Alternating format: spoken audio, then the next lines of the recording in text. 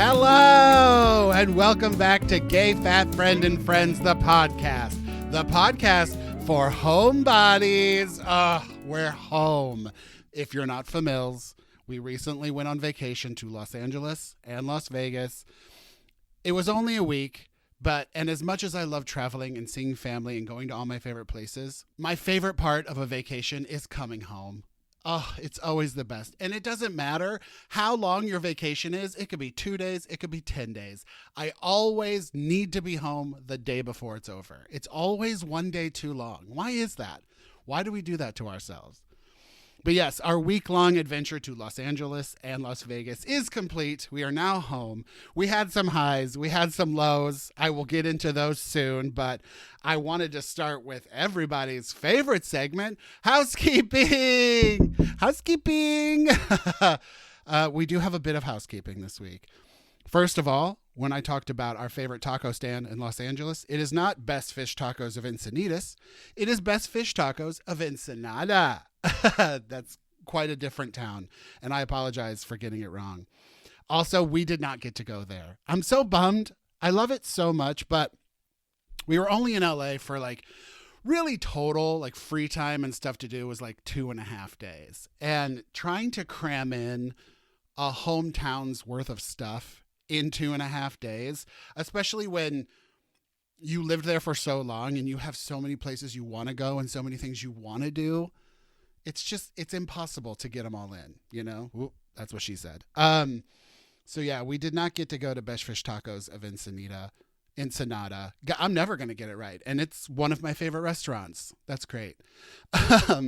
We did not get to go there, and I'm bummed. But we did get to go to some favorites. We went to Swingers, which is just the best LA brunch experience for me. You know, I mean, they don't do bottomless mimosas. There's no drag queens, but the food is good and consistent. It's in a great location, and it is quintessential Los Angeles. I love it so much. Highly recommend.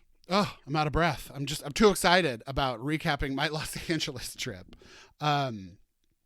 So that's the first bit of housekeeping. It's Best Fish Tacos of Ensenada, and I highly, highly recommend going and getting some fried fish and some fried shrimp tacos with as much crema as your heart desires. Oh, now I'm mad that we didn't go. I was mad before, I let it go, and now I'm mad again. Ugh. Anyway, the next bit of housekeeping is that we had our first technical difficulty. Beep, beep, beep, beep, beep. We made it, you guys. We made it to episode 5 before we had a technical difficulty. The audio file that I uploaded to Spotify was corrupted, and I had uploaded it and scheduled the post to go live when we were in Vegas. And I woke up, and the post went live on YouTube, and it was totally fine. But the post that went to Spotify and Apple was only half there, and I apologize. I hate that. That has happened to me as a listener before, and it is quite frustrating. I hate when that happens. So fingers crossed this week's episode goes off without a hitch. I am using new software. I am recording. I don't know if you can see. Before, all the other episodes had been recorded in my Tascam high-def audio recorder. Well, now, because I have this new microphone, I am recording directly into my laptop. And so I will have the file already on my laptop, ready to go when I'm ready to edit. And fingers crossed, gang, that it works, because who knows? I do record this whole thing video-wise on my phone as a backup. So if this audio doesn't work, it'll be iPhone audio and it'll be sketchy, but at least it's there. I'm never, hopefully, knock on wood, I'm hopefully never going to be one of those podcasts that doesn't record the episode, because that's a pretty common error in this industry. I feel like it's happened to everyone. So many people have forgotten to press record, have somehow accidentally deleted it, or something has gone wrong to where they have done an entire episode of a podcast and it's just gone. And I hope upon hope to the podcast gods, the godcasts, that never happens to me. So I have a couple fail safes in order. But yes, I'm trying new audio. It seems to be working. It's moving along deliciously. Fingers crossed it works. Because otherwise you're just going to get crappy YouTube or crappy iPhone audio. Okay. And then the last part of housekeeping is I don't want to trigger anybody's doctor trauma, but Remember how I said I got some tests run, I got some blood drawn to, rule out COPD, which, yes, thank God, don't have COPD. But I got my blood drawn, and I don't know if I told this story or not, but I sat in the chair and I almost made a joke because she was like, right arm or left arm. And I was like, usually they take it from the right arm, whatever you want. I was like, just don't be one of those bad nurses that pokes me 3 times. Well, I'm glad I didn't make that joke because she couldn't find the vein in the right arm.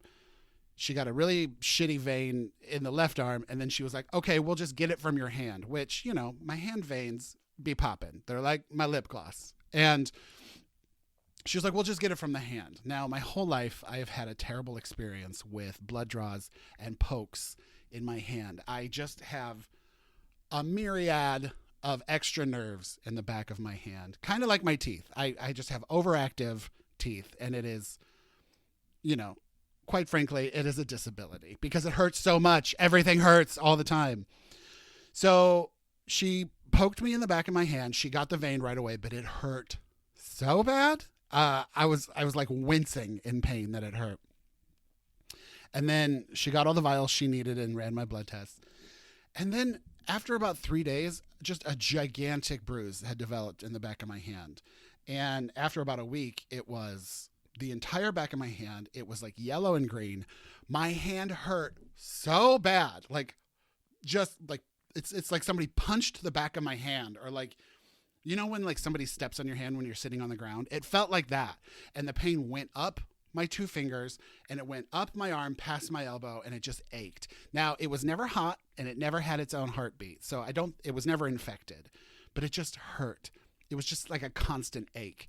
And after about 10 days, I talked to my doctor about it. And I was like, this pain is not going away, and it's weird, and it's kind of freaking me out. I don't think it's an infection. I think I'm okay, but I'm a little nervous. And so he said, well, in the email, I was like, do I have anything to worry about in this? Like, am I going to lose my hand or possibly my arm? And it is my left one, so, doesn't really matter. I'm a righty. But he was like, you don't have anything to worry about.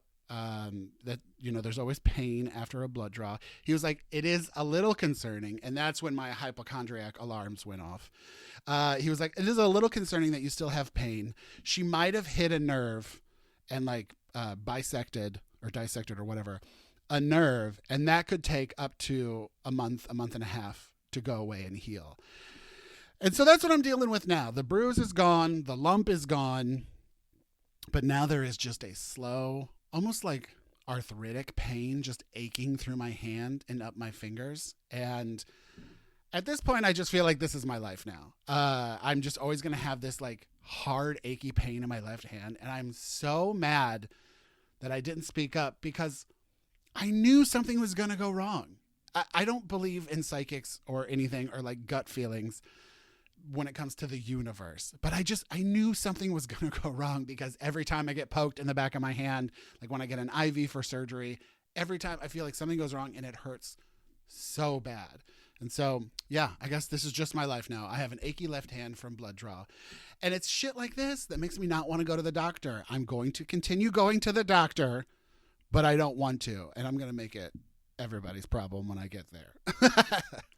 Seriously, there's got to be an easier way to get blood out of our bodies than the world's smallest hollow needle going delicately through our skin.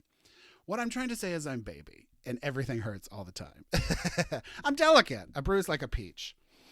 All right. Anyway, moving on. That's all. That's housekeeping. We made it through housekeeping for episode 6. And now I want to talk about our trip. So, like I said, we went to LA for a few nights, and then from LA we went to Vegas. We like to do the triangle flight, so Seattle to LA, LA to Vegas, Vegas back to Seattle. And we had some highs and lows. LA was great. We got to see some really close friends. We got to see our family. We got to drink a lot and eat a lot, and it was fun. I didn't get to go to all my faves.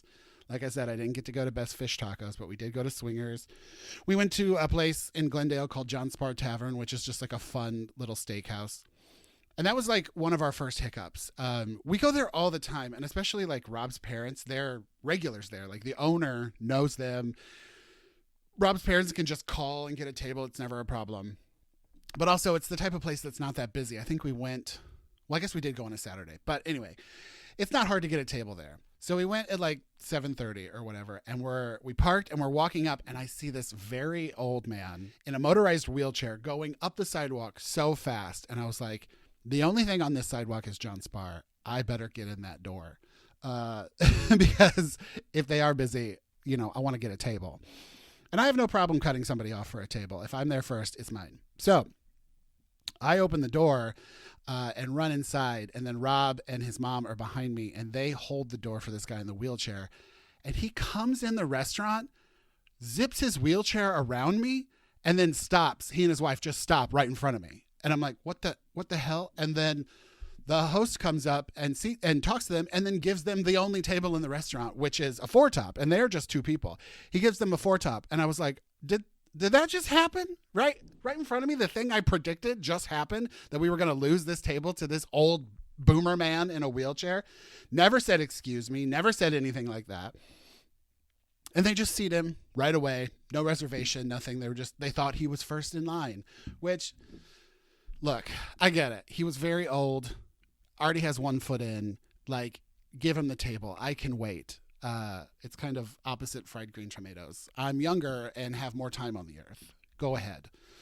But it was just so frustrating because I knew he was going to do that. And they never said anything. Excuse me. Thank you for holding the door, because Rob did hold the door for them. Nothing. They just came in and just sat down. And that is kind of, well, I guess the guy in the wheelchair was already sitting. Hi-ho. But they got their table right away. But that's kind of, there is like a rich, older Glendalian thing about LA where there's a lot of entitlement there. So they get their table, and we're like, you know what? We'll just sit at the bar and have some drinks and just wait for our table. It's chill. No, I'm not going to get mad. But then the bartender was kind of a dick. And he was like, are you guys getting food? And we were like, no, just drinks while we wait for a table. And I think clearly, like, he's the type of bartender that waits on the bar. So he was hoping for like a full meal tip, and we were kind of taking stools, but there was no one else there. There were plenty of stools for other people to come in and eat. So, we all got drinks, we got wine and stuff. And then he just like printed our bill and gave it to us. He goes, here you go. And we were like, we're going to have more. Also, we were hoping to transfer it to the table, like all this stuff. So whatever, we felt really rushed to get out of a seat that we didn't even want because we should have had a table. Like, does this make sense? So then finally our table's ready, and we sit down, and it is right behind the guy in the wheelchair, the ancient man in the wheelchair, and he can see us. And then you can hear him just being racist and classist and stuff. And Rob and I always sit next to each other, especially, well, we're not one of those couples that sits next to each other if we're alone, ever, okay, first off. But if we're with people, we always sit next to each other.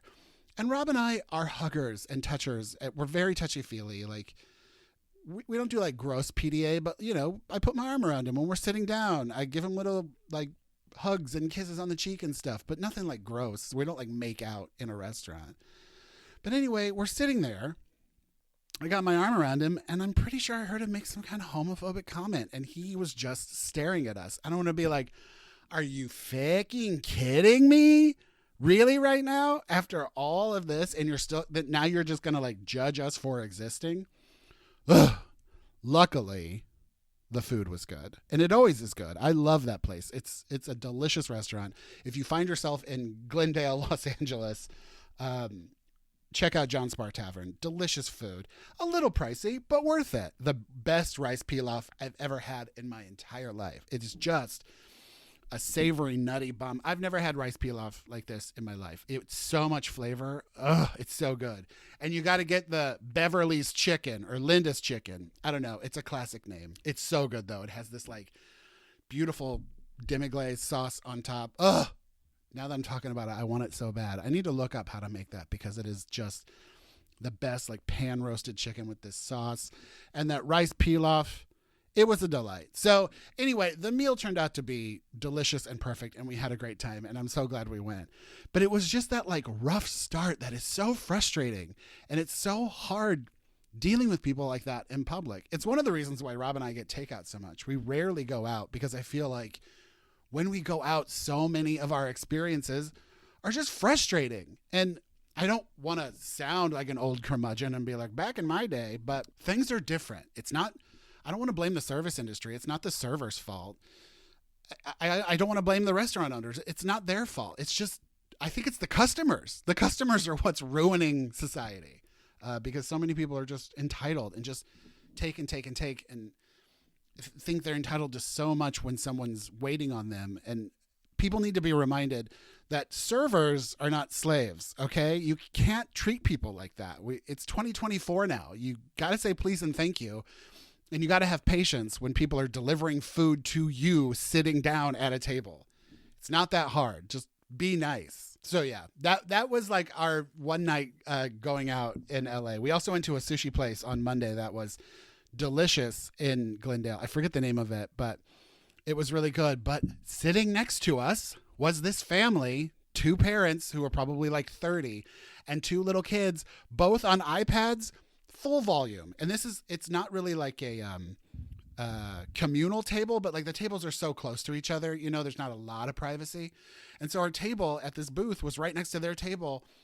And the parents are just chowing down, and the 2 kids are on iPads at full volume. And Rob's mom was like, I don't think we can sit here. And I was like, we'll move. Like, it wasn't even like let's try to push through. Let's deal with it. I was like, nope, we'll move. And I called the guy over and I was like, hi, we need to move. And I didn't even say, can we? I was like, we need to move. These iPads are too loud. And I kind of said it loud enough for the family to hear, because that's bullshit. I'm sorry. If you're going to have an iPad kid in a restaurant, put headphones on them. Okay. iPad kids, they don't care. Put headphones on them, especially if you get them fancy headphones. I understand that parenting is hard, but if you have to put an iPad in front of a child in order to eat at a restaurant, you have to take other people into consideration. It's so frustrating to deal with. We got a new table. Everything was fine. Food was delicious. We moved past it.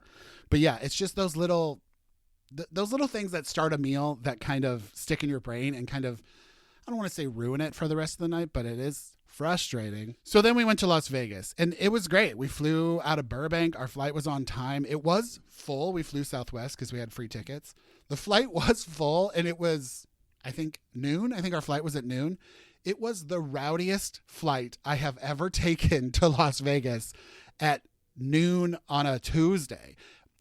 Like, I don't know if people had started pre-drinking or what, but it was just crazy. I feel like a game of catch or a game of like football was about to break out on the plane. And like, people were just high energy, talking so loudly. No one was paying attention to the flight attendants. It is a 28-minute flight, so it does not matter. Really, it's just you're kind of in and out. But still, the most rambunctious, rowdy flight I have ever taken in my life. You know what? Before I get into the Vegas story, let's take a little break because the heater just turned on and I'm afraid it's like clouding the mic. So let's take a break. We'll be right back. And we're back. Sorry about that. I'm not sure if you guys heard the heat turn on or not, but I always forget to turn the heat off when I'm recording this podcast. So why would I expect anything different from recording the 6th episode? Anyway, back to Vegas. So we took our Southwest flight from Burbank to Vegas. Nice and fast and smooth, no bumps, landed safely. And then we got to Vegas. And you guys, I'm just going to preface this. I'm just going to start by saying, I don't know if I want to go to Las Vegas anymore. It's weird. It's not, again, it's like the restaurant thing I was saying. Society is kind of killing everything. And Vegas is overcrowded. Everything's luxury. Remember when Vegas used to be cheap? Like, the whole point of going to Las Vegas was to get like a 99-cent prime rib steak or like a $5 all-you-can-eat crab leg buffet. Those days are gone, honey. Vegas, everything is luxury. There was an Hermes in our hotel, and it wasn't even that fancy of a hotel. We stayed at the Aria Resort, which was nice. It was 2 days after the Super Bowl, so it was very decked out in Super Bowl stuff. The owner of the San Francisco 49ers stayed there, so the hotel was decked out in all 49ers stuff, which was a little depressing. I mean, I'm a Chiefs fan. I'm from Missouri, but I also don't really care about football because it's my least favorite sport. The only real reason I care about the Chiefs is because of Taylor Swift and Travis Kelce. Anyway, I digress. The hotel was decked out in 49ers gear. And so it was a little depressing, but it's not even that great of a hotel. Like, our room was kind of blah. It was whatever. Like, there were scuff marks on the walls, like weird water stains and smells in the bathrooms. The sinks didn't work that great. Like you would turn on the sink in the bathroom to get water and it would go glug, glug, glug, glug, and then the water would come out. And it was like, that's odd. The one cool thing though, the room had electric drapes and you controlled everything from like an iPad they had by the bed. So that was fun. Opening the drapes electronically to this beautiful view of the desert, which we did have a good view. We didn't have a strip view. We had like a behind the hotel view, but it was all just desert and mountains and it was beautiful. So I did like that. But y'all, Vegas is expensive and it's weird and it attracts weird people. Like when we were checking in, there was a line of maybe, 8 people in front of us. And in that line was this guy who had wrapped material around, I'm not kidding, had wrapped material around his entire body. And then he had put sunglasses, almost like ski goggles, over the material on his face. And then a hat on top of that. And then he had like a ton of kind of like blingy medallion kind of necklaces, like a ton of them. He had gloves, like full pants, everything. Like you could not see any skin on this man. Completely covered, wrapped in material, not clothes, material. And he had all these like blingy necklaces. And then he had like 7 ladies' purses over his shoulders. And then he had 2 trash bags full of clothes. And then 2 rolly suitcases. So he had all this stuff and just standing in line. Oh, and it smelled like he had poured an entire bottle of like perfume on himself, which, is better than stinking. So that was a good thing. But we're just standing in line and everybody's kind of staring at him. We're like, this is sketch. So he gets up to the counter and he's like checking in and the lady is like typing in the computer and it's all good. And then we go to get up to the counter and we're checking in at the other end and I look down and like clearly something is happening. This man, I think he was in crisis or was houseless or something. But then the lady that was helping him went away and came back with someone. And then they went away and came back with management. And then all of a sudden a ton of security came down and it just got really aggressive and weird. Like no one was yelling or anything. And we didn't see him get taken away, but it was like weird and uncomfortable. And like, I guess that's just the world now. We're just always going to be around weird, uncomfortable situations. And look, I feel sorry for people that are in those situations and it's so hard and I get it. And we all live on this planet together and we all got to share everything together. I'm just saying, I feel like I experience stuff like that in Vegas more than anywhere else. Like it's just uncomfortable. So we get up to our room, we're all checked in. And then that night is our dinner at Joe's. And if you listen to the last episode, I hyped up Joe's Steakhouse at Caesar's Palace so hard. I mean, it was one of our favorite restaurants to go to in Vegas. We always make a reservation. It's always on the schedule to go. And we were going for Rob's birthday / Valentine's Day. And so it had a lot of special meaning behind it. We were very excited and I hyped it up. And then we get there and I don't know if they're like running behind or made a mistake or what, but our reservation was for 7:30. We didn't get a table until almost 8. And the reservation area stand, like check-in stand, was just overrun with people. And I don't know. This is probably going to sound bad, but like, I feel like you shouldn't take little kids to a steakhouse like that at night. And a bunch of people. First of all, what are you doing bringing little kids to Las Vegas? I'll stand firmly on that. I don't think little kids, I'm talking like 6 and 8-year-olds, I don't think they need to be in Las Vegas. Go to Disneyland. Why are you in Las Vegas? It's weird. But anyway, all these people had like kids. The reservation stand was like crowded and loud and aggressive. And like people kept bumping into me. Granted, I'm huge. I take up a lot of real estate. But still, no one was respecting personal space. Like the kids were like running around screaming, playing around me and kept bumping into me. I was so frustrated. I almost made a scene. But classic me, I said nothing. And I lived to regret it. And then there was that other classic group of like all these like just bumpkin-y guys, clearly from like Oklahoma, all wearing like cowboy boots, clearly all just like racist and aggressive. They're trying to get a table and they're like fighting with people and they're all drunk. And it's just like, this is supposed to be a classy establishment. Where are the like security guards or management or anybody here to like corral people? Because no one is doing it themselves. No one is like self-monitoring their actions and their personal space. And it's just Oh, it was so frustrating. So that's walking into the restaurant. Again, just like John Spar in Glendale, we're starting the meal off like this, just like the sushi restaurant. This is how we're starting the experience. It's whatever. It's fine. I don't mind waiting. I don't mind waiting because I knew we had a table coming. So they finally called our name. We get our table. I will say that I need to add that I did tell them it was Rob's birthday. And I said, it's my husband's birthday. And the reservation was in my name. So, I mean, you think they would kind of do the math that it's not my birthday. But anyway, they called my name for our table. And he goes, happy birthday, Todd. And I was like, it's my husband, Rob's birthday, actually. I wrote that in the notes, but I guess you didn't see it. And he goes, oh, well, happy birthday, fella. And I was like, that felt weird. I don't know why. I like to assign homophobia to everything. So I was like, are you being phobic right now? This feels weird. Anyway, we get to our table. They seat us. The restaurant is busy. I mean, it's jumping. It's a popular place. And we walk around this server who is boxing up leftovers from a giant party. I would say like a party of 10 people. And he's boxing up leftovers. And we sit down, and we later find out that that's our server, and he was just backed up with that table. But so we sit down, and the busboy, like, we're already kind of like out of it a little bit. And the busboy was like, can I get you any water? And I was like, oh, I would love a Jameson and ginger ale. And he goes, oh, I only do water service. Can I get you water? And I was like a little thrown off.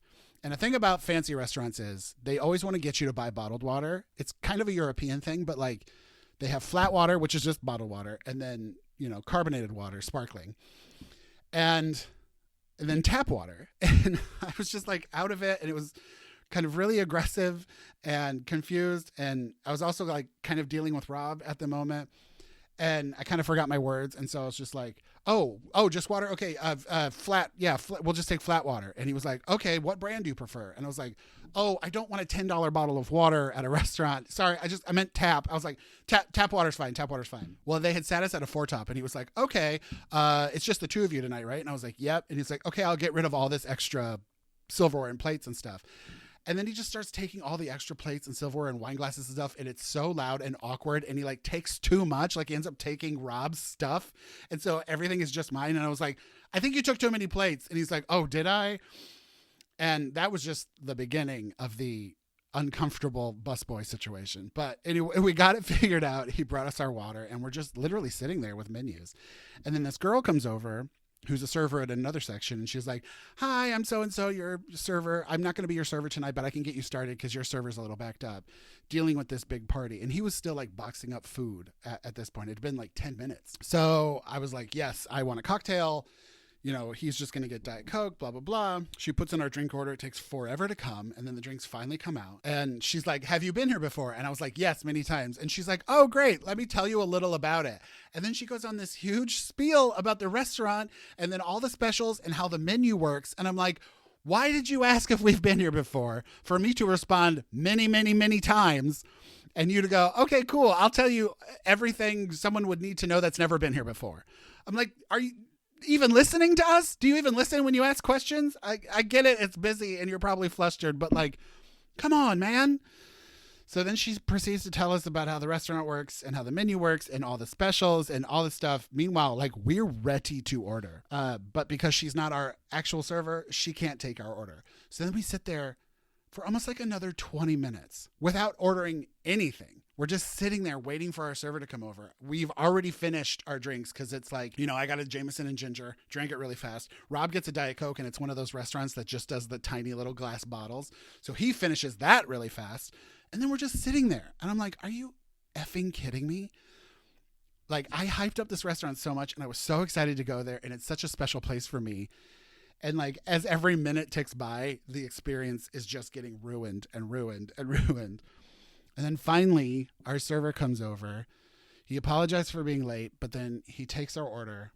He's like, oh, do you guys want more drinks? And we were like, yes. And he was like, do you want to make it a double? And I was like, sure. Now, hear me out. This might be different schools of thought, but when you order a double cocktail, right? So say you get like a short Jameson and ginger ale. If you order a double, don't you think it's two of those drinks in a bigger glass? Like, wouldn't you say in your brain, don't you put that together, that a double is two cocktails in a bigger glass, right? That's what I think a double is. But if you're ordering just alcohol on the rocks, then the double is just an extra shot, or like double the alcohol, right? So after what felt like an eternity, he comes back with my drink, and it is pure brown in the same size cup. And he goes, made it a little stronger for you. There's your double. And I was like, and then he just walked away, and I took one sip, and it was just pure Jameson. And I was like, I wanted twice the drink so I'd have more to drink for longer and not have to wait for you to come back and take our order. So he finally came back, and I was like, I'm sorry. I think there was some confusion. When you said double and I said yes to a double, I thought it was going to be like double the drink, like amount of liquor or amount of liquid for me to partake in, because this is just pure alcohol. It's double the alcohol. It's not double the drink. And he was like, oh, I guess you're right. I'm sorry about that. He's like, yeah, it should be in a bigger glass, shouldn't it? And I was like, I mean, I think so. I don't know. Maybe we're from different schools of thought. But yeah, and then I had to send it back. And you guys, I don't send things back at restaurants. It is my biggest pet peeve, having waited tables for so long. I'm always embarrassed to send things back. Even if you get my food like wrong, like if I order a burrito and you bring out a steak, I'll just eat the steak and say thank you. I don't send things back, but I can't just drink I can't just drink a straight glass of Jameson. As much as I want to, and as much as I would try, I just can't do it. And I just wanted to have a good experience. So I had to send it back. And then he brought it back, and I'm not kidding. I'm pretty sure they just poured some off the top and then added more ginger ale. And he was like, how's that? And I was like, you know what? We're good. I'll drink it. Thank you. Just leave it. Thank you. And then it took forever for our food to come out. And then while we were eating, the busboy came back, and he was just, I don't know if he was new or if he was just young or naive or what, but every time the busboy came by our table, he would take something. And I have worked in restaurants before that have said, like, always be bussing, always be doing something at a table. If you walk by a table and you see a thing, do a thing, right? And so I think he got that in his head that every time he walks by our table, he has to take something. I mean, like one time he walked by and just took a fork because it was just sitting there. And it's like, you don't have to touch our table every time. And I got so fed up with it that I finally told Rob, I was like, if he comes back and takes another thing off his table, I'm going to yell. I'm going to say, stop it. And he came back, and I was eating my salad. I had one bite of salad left, like literally one bite of salad was sitting on my plate. And he went to reach for it and kind of say, can I take that, as he was taking it? And he was like, can I take that for you? I was like, no, I'm not done. Thank you. And he was kind of like taken aback, and he was like, oh, okay. And then I took my last bite as he was walking away, because I kind of wanted him to see that, like, I'm still eating, bro. Like, I'm not done. Calm down. Stop trying to clear our table so aggressively. Oh, and then so we're wrapping up the meal. Again, I told him it was Rob's birthday, and we're not dessert people, but Joe's always does like a little sundae, and it's delicious. And I was like, I'll have a little birthday sundae. I'll have a little bite. Well, you know, it's nice to end your delicious meal with a bite of ice cream. And so we're sitting there, and then the table across from us, it's their birthday, and that server comes over, and I'm not kidding you guys. I'm not kidding. She backs up to our table and puts her butt on our table, and she's like, oh, sorry guys, taking a birthday. And then the people at the other table all crowd around, and she takes the picture, and her butt, the server's butt, is on our table as she takes the birthday pic. And I was like, what is happening? I feel like I'm on candid camera. This is the weirdest thing ever. So anyway, she takes that picture, and I'm like, I'm glad we're not getting a picture for your birthday, because I don't want anybody to put their butt on somebody else's table. Well, then our server brings the bill, and he's like, can I get you guys anything else? And I wanted to be like, that free birthday dessert that I assumed was coming for my husband, but I didn't. And then when he walked away, I was like, you know what? Let's just pay and leave. We're just done. Let's just call it. Let's call it right here. Time of death, 9:53, because it just wasn't worth it. It wasn't worth it to like speak up and fight anymore. We were both just kind of defeated internally. Like our night, I don't want to say our night had been ruined, but it was over, you know? So we paid, we left, it was chaotic, and we were just bummed. And that's kind of, I don't know, that's just kind of how I feel about Vegas now, but it's also how I feel about society in general. I kind of feel like I'm leaving every situation bummed. And one of my biggest like schools of thought is that like if you're in a room and you think everybody is being an asshole, it's you that's the asshole. And I'm starting to feel like that. I'm like, am I the bad guy? I don't ever say anything. I don't really speak up for myself in situations like this. But I just feel like everyone in society, when you go out to dinner, is ruining it. They're just ruining it for everyone. I don't know. Maybe I'm just an entitled little brat, but I feel like things are so weird now. And when it comes to Vegas being expensive, like the next morning we were like, let's just go to, there's a Starbucks in the lobby. Let's go to Starbucks, get breakfast, and just kind of lay in bed and recover. We went to Starbucks and we got 3 drinks and 2 breakfast sandwiches, and it was $50. $50 for 3 drinks and 2 breakfast sandwiches. And we're going to mobile order. Like, we're mobile order people, but we didn't mobile order because it wasn't available. So we ordered at the counter, and when she said the total, we were like, okay. And then we both went, wait, what did you say? Because it was like $48.75 or whatever. We're like, sorry, did you say 48? She's like, mm-hmm. And I look over and everything's just double. It's like airport Disneyland prices. And I'm like, this is a hotel lobby Starbucks. Everything's double? Really? So, I mean, we needed it. We needed our coffee and we needed our breakfast. So we just got it. But we spent $50 on Starbucks breakfast. Like, that's ridiculous. That should have been 99 cents. It's Las Vegas. Now, look, I don't want to go out on a sour note of Las Vegas. Something really great did happen. We got free tickets to the Sphere Experience, which is the Darren Aronofsky movie they play at the Sphere between U2 shows. It was so magical. So that morning, this was Valentine's Day. That morning, we didn't have any plans. We didn't realize our trip was going to be on Valentine's Day until it was too late. So there were no reservations to be had that day. So we were laying in bed in the hotel room and I was like, oh, what if we go to the Sphere? I really want to see that Aronofsky thing. How cool would that be if we could go and check it out because it's brand new? And I look up tickets, and tickets are $150 each, and it's quite expensive. And I was like, I don't know if I want to see a 50-minute movie for $300. That's going to be a hard pass. And then like 20 minutes later, I'm laying in bed scrolling on TikTok, and I see a TikTok from this guy named Samuel, who's like, if you are currently in Las Vegas, and he had just posted it. He probably posted it when I was looking at tickets. But he was like, if you're currently in Las Vegas and you don't have plans tonight and you want to go to the Sphere Experience, will you DM me? I have 2 free tickets to give away. He's like, it's too late to try to sell them. No one's going to buy them. I don't want to go through the hassle of selling them. So if you need something to do tonight and you're free and you want 2 free tickets to the Sphere, just DM me right now. Are you kidding me?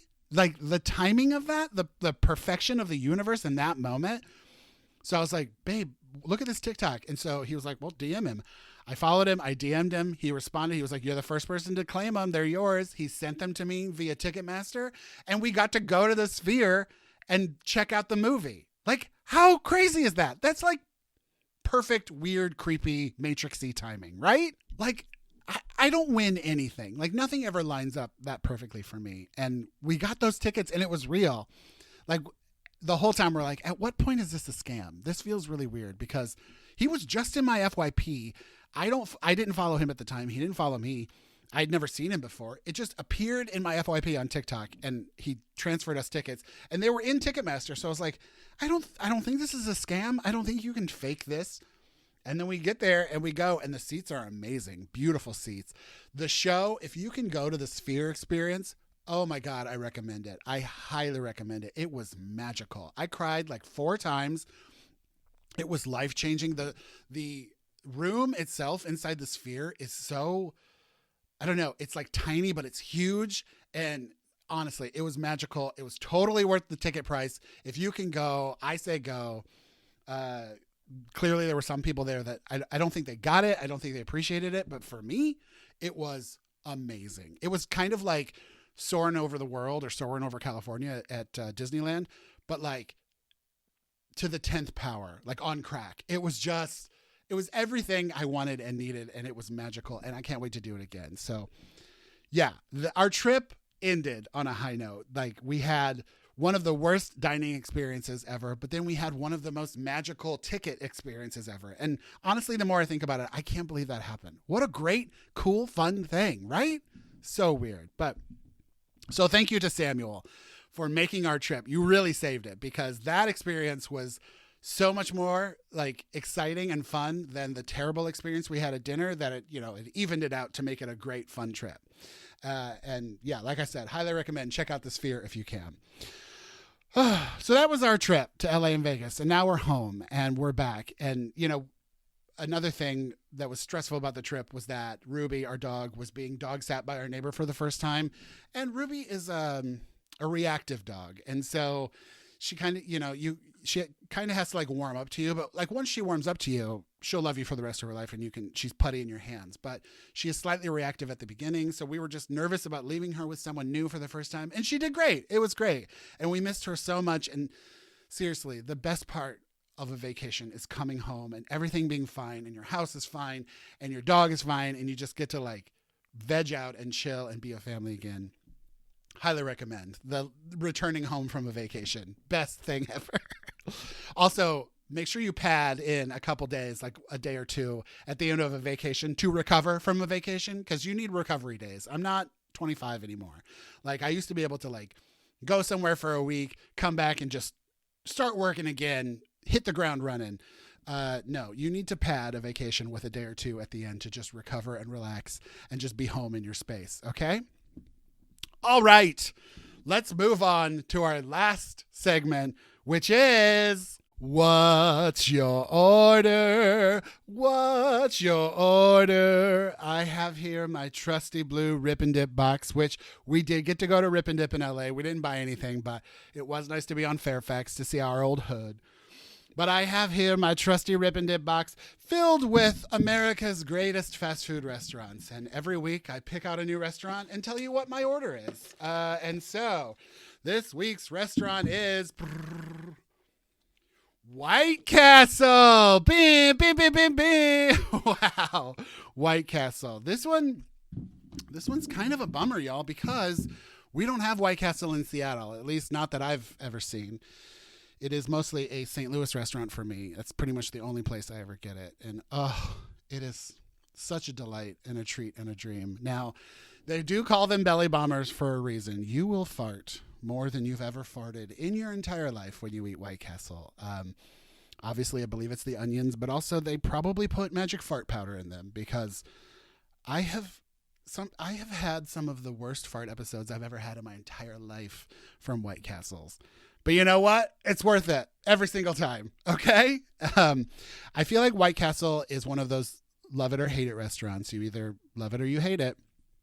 And I grew up in a family that absolutely loves it. And one of my favorite White Castle stories before I get into my order is back in the day, and I don't know why, but back in the day, you used to have to pay to get out of the bathroom. Does anybody remember this? Maybe it was just in St. Louis. I don't know. But you had to have a dime to unlock the bathroom door to leave it. It was the weirdest thing. And I remembered it was kind of like a gumball machine. Like you put it in and then you turn and you can leave. But you needed money to get out of the bathroom. I don't know how that worked. And I don't know what people did if they got trapped. Also, who has a dime? I mean, the 50s were wild. Who knows? But yeah, I remember. And I almost feel like that device might have been disabled when I was a child. It was like one of the, almost like ashtrays and airplane seats. Like it was still there, but nobody uses it anymore. I don't know. It was weird. But I was also obsessed with it because when I was a kid, I was always obsessed with any kind of like gadget or thing or machine, you know? So it was one of those things when you're a little kid, you're like, can I go to the bathroom and put a dime in the lock so I can get out? You know, my parents were like, sure, weirdo. But yeah, that was my fun White Castle experience as a child. And, you know, the classic joke, Burger King and Dairy Queen got married and they live in White Castle. Is that even a joke or is that just words? I don't know. We just always said it all the time. But my White Castle order is, I don't know what number it is because I don't go enough, but it is the 6 cheeseburger meal with crinkle fries. Oh, and they have the best crinkle fries. A side of cheese sauce and then a large soda. That's my White Castle order. And then I also add a side of chicken rings, which is their version of chicken nuggets. They're just round.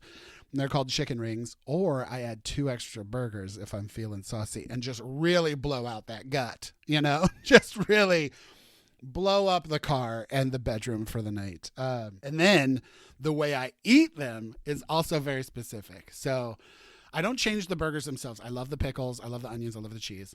And then, they come in little cardboard boxes. So you take the burger out of the box, and then I take an individual ketchup packet, and I Tommy Boy style open it with my teeth, and then I put a dollop of ketchup on one corner of the burger and eat that corner. And then I turn, and then I do another dollop of ketchup, and I eat that corner. So I get 4 bites out of a White Castle burger and 1 ketchup packet. And that's how I do every burger. And then after every 2 burgers, you take the little cardboard boxes and you stick them inside each other to make like a White Castle burger box cube. And then you stack those to the side. And that is how I eat my White Castle burgers every time. It is very much like I don't know if it's like an OCD. It's just that's how I have to eat my White Castle burgers. I will say one of the treats of living in modern times is that White Castle sells their burgers in the freezer section at almost every grocery store. They're really pricey up here. I want to say it's like $10 for 6, but still, it's worth it when you are craving White Castle. The frozen White Castles in the freezer section come through. They are worth it. Like they are, I would say like if a White Castle in the restaurant is, a 10, the freezer section ones are like a 7.5.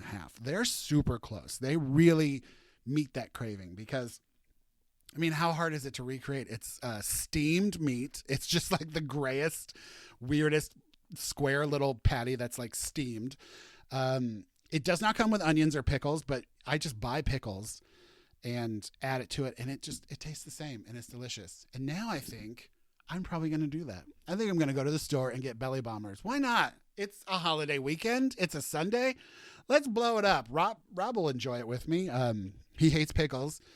And when we go to White Castle, he doesn't get onions either. So the freezer section ones are made for Rob. But maybe we'll run to the store and get some belly bombers and some fries, throw them in the air fryer, and just live our lives and just enjoy this Sunday. What's your White Castle order? Do you go? I know that they have a veggie option now. I don't think it's Impossible or Beyond. I think it's their own proprietary veggie burger. But they do have them. Have you tried them? Do you like them? I think there's also maybe a veggie ring option now. So I think you can get chicken rings and veggie rings, maybe. I don't know. It's been a while. The last time I was in Missouri, I did not get a chance to go. And that is because I was staying at my best friend's house and I didn't want to fart her house up all night. Purely because I was thinking ahead and I knew it was going to be farty. I didn't get White Castle. I could have, but I didn't. And that was my decision. All right. So where's my parade?